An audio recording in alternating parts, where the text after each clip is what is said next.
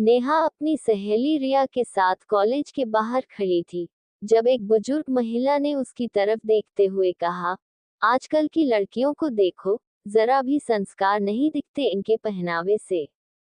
साड़ी पहनने से ही लड़कियों में असली संस्कार दिखते हैं। नेहा उस महिला की बात सुनकर हैरान रह गई। उसने अपने साधारण जीन्स टी शर्ट को नीचे देखा और सोचा, क्या वाकई संस्कार कपड़ों में होते हैं? नेहा का मन बेचैन हो गया।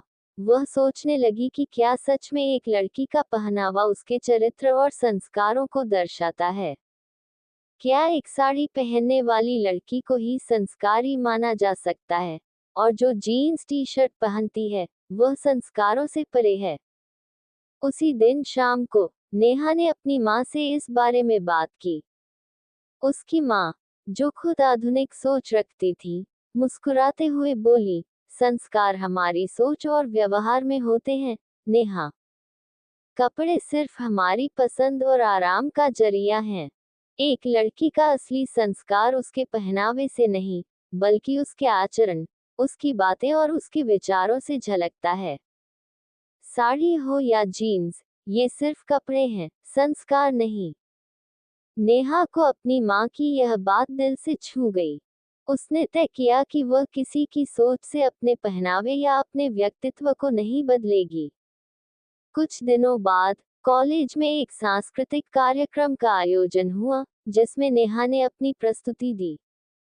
उसने जीन्स टी शर्ट में ही अपनी बात को पेश किया, लेकिन उसका आत्मविश्वास और विचारों की स्पष्टता सभी को प्रभावित कर गई।